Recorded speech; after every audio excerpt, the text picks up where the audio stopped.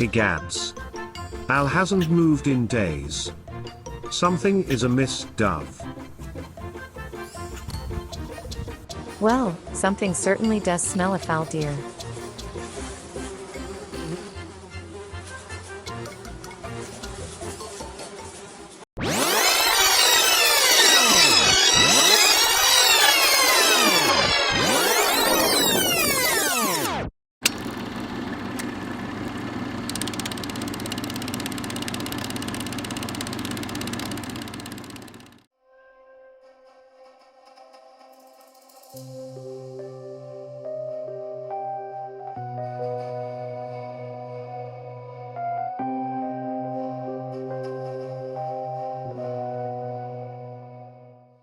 It was the year Brownsville Station was smoking in the boys' room, BTO was taking care of business, and Stiller's Will was stuck in the middle.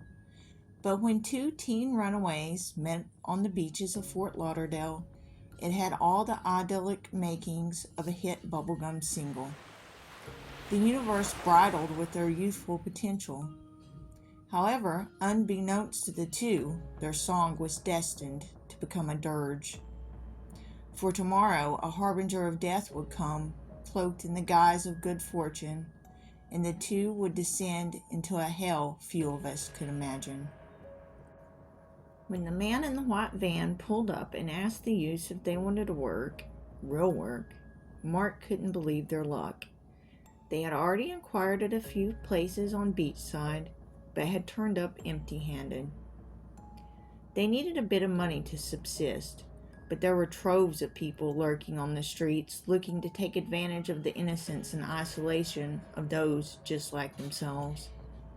This guy, Eric, though, was unassuming enough, standing at 5'4", with his middle-aged paunch slightly stretching his button-up work shirt. He seemed on the up and up to Mark.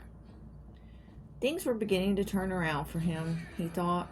He had met Paula on the beach, and finally someone who understood what it was like not to be allowed to be yourself, what it was to be free, and the price you paid for that freedom. And now this offer of legitimate work to turn some coin had fell into his lap, and he got to tick off a new place on his list, Miami.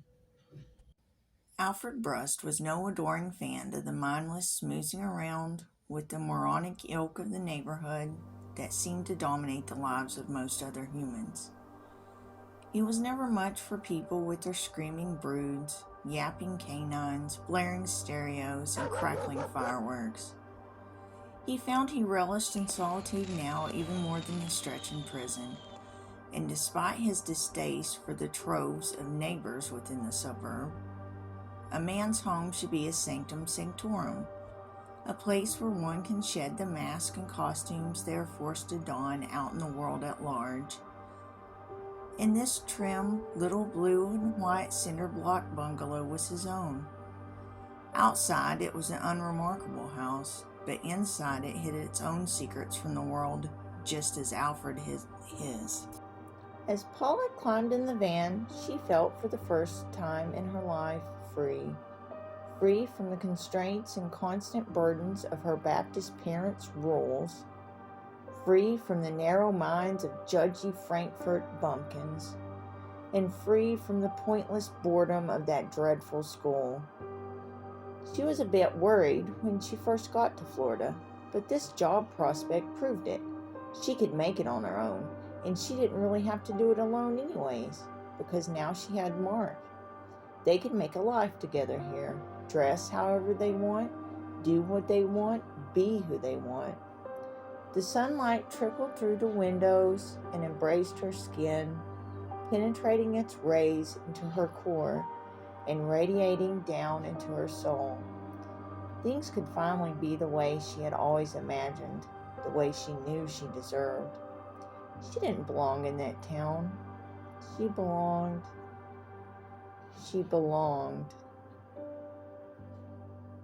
As she pried open her heavy lids, darkness slowly overcame her once more as the garage door clanked shut behind them.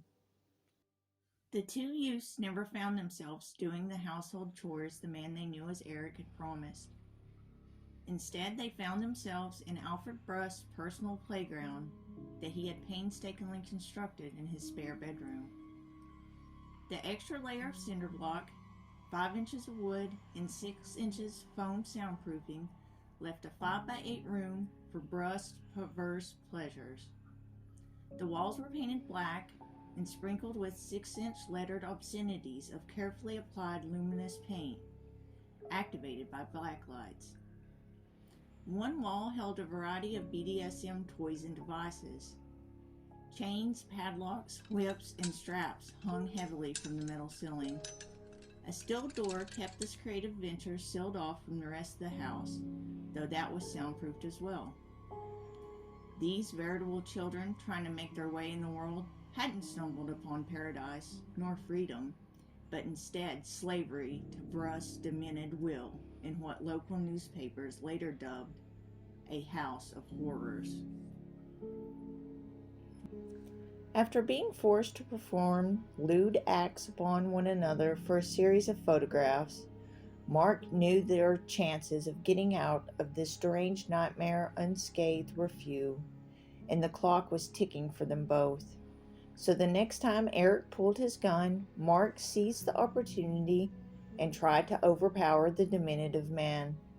But Eric was far stronger than he looked, and the struggle ended with Mark being shot 3 times in the head and chest and dragged out of the room. Paula was chained to the wall by her wrists and ankles, whipped repeatedly, and subjected to unconsented relations for the next 22 hours. On Monday afternoon, he told Paula, "I have taken a life. I am going to give you yours, a life for a life." He then ordered her to lie in the floor of the back of the van and drove her to Fort Lauderdale. Before he released her, he issued a stern warning that he would find her and kill her and her whole family if she told anyone what had happened that day. She immediately called a friend that had driven her to Florida and told him. Afterward, he took her to the police station where she filed a report. The Fort Lauderdale police never followed up on the wild story after they called the girl's mother back in Kentucky, who characterized her on the record as a pathological liar who's continually making up bizarre stories. To her credit, at least, her mother did wire her the money for her to come back home after hearing from the police.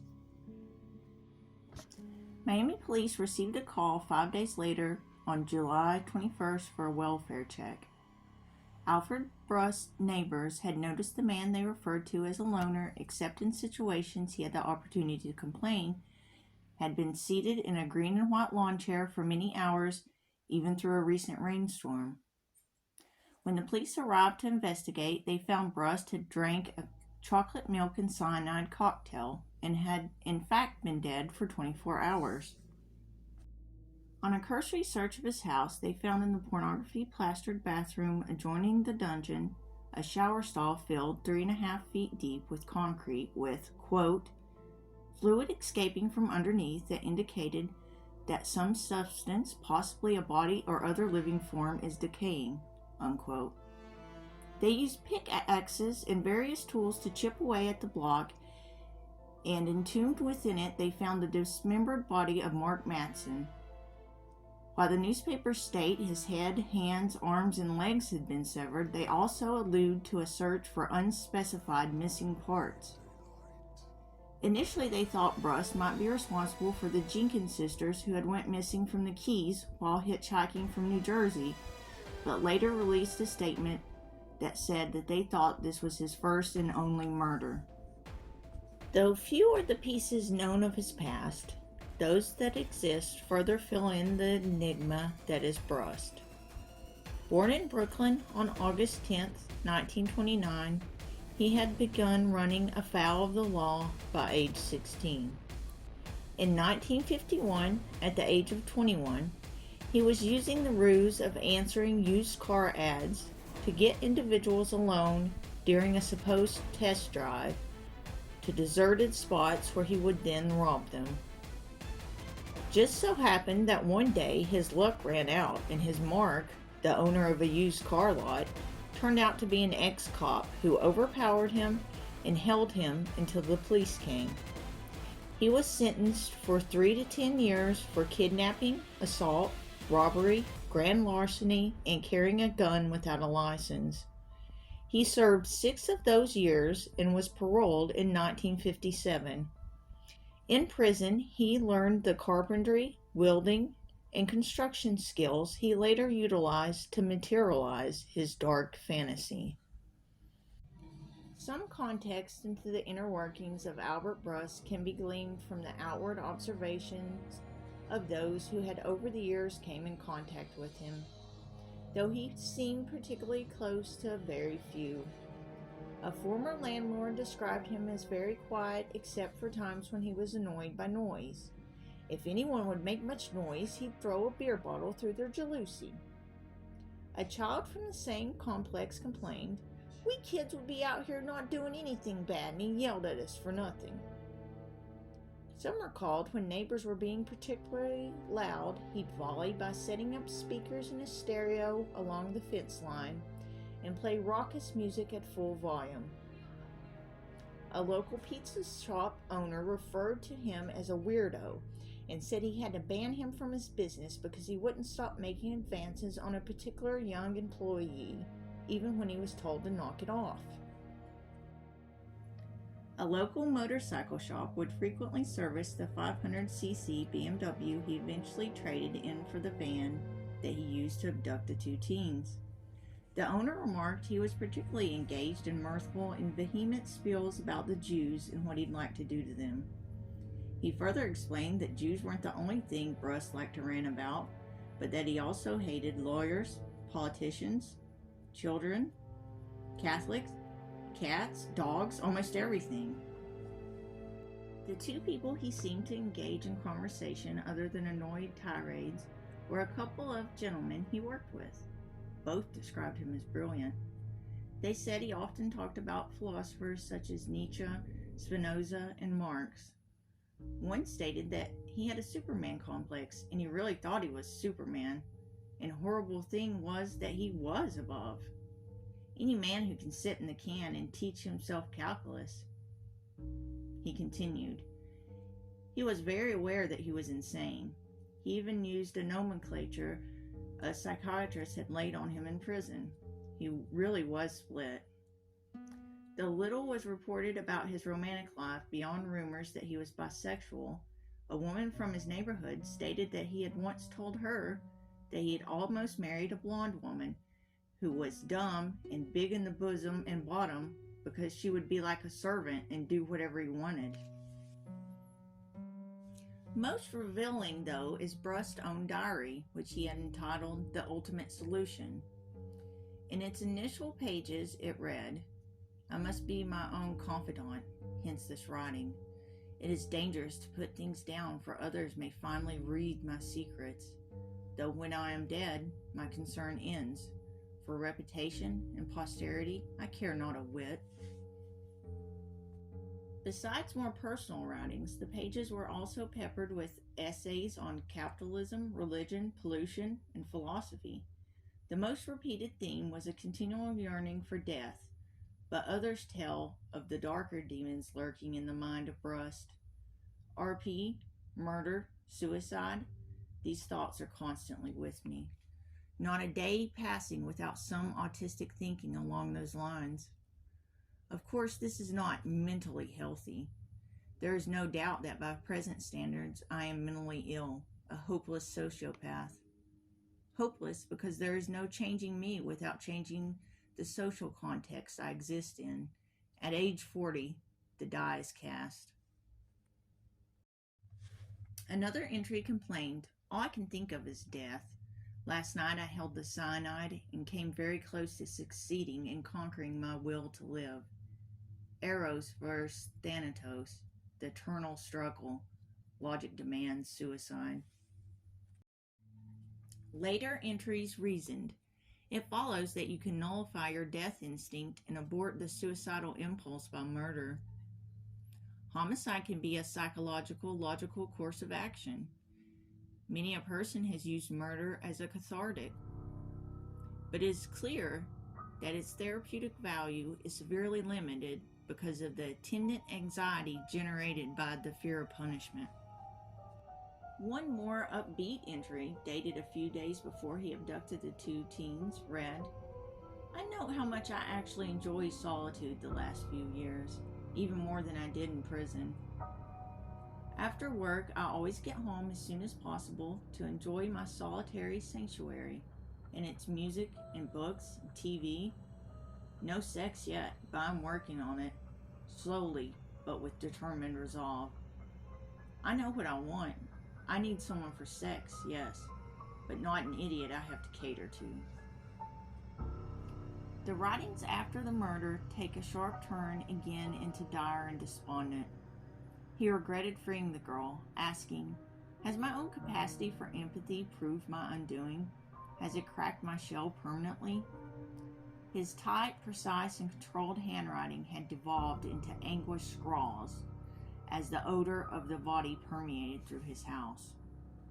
"I have miscalculated. However, I know I could save the situation by a lot of disagreeable work, but I see no good reason for going on. What would come next? The whole business is not worth it. Life is not worth the trouble after all. Death comes sooner or later, so why not sooner and save yourself all the trouble and pain of living? Once born, make haste to pass the gates of death." And there, with a quote from Theonis, the diary and soon to follow the tortured life of Albert Brust ended. Albert Brust was a man split between self-destruction and murderous impulses. Though he delved into the wisdom of bygone philosophers, he could not seem to find equilibrium, be it in the world at large or the solitary one he constructed for himself. Finally, the scales tipped, and he took the life of one teenager and forever marred that of another. After reviewing the case, do you consider Brust the hopeless sociopath he termed himself? Or do you think any interventions, for example, treatment for his intrusive and obsessive thoughts, could have perhaps changed the course and avoided this horrific ending?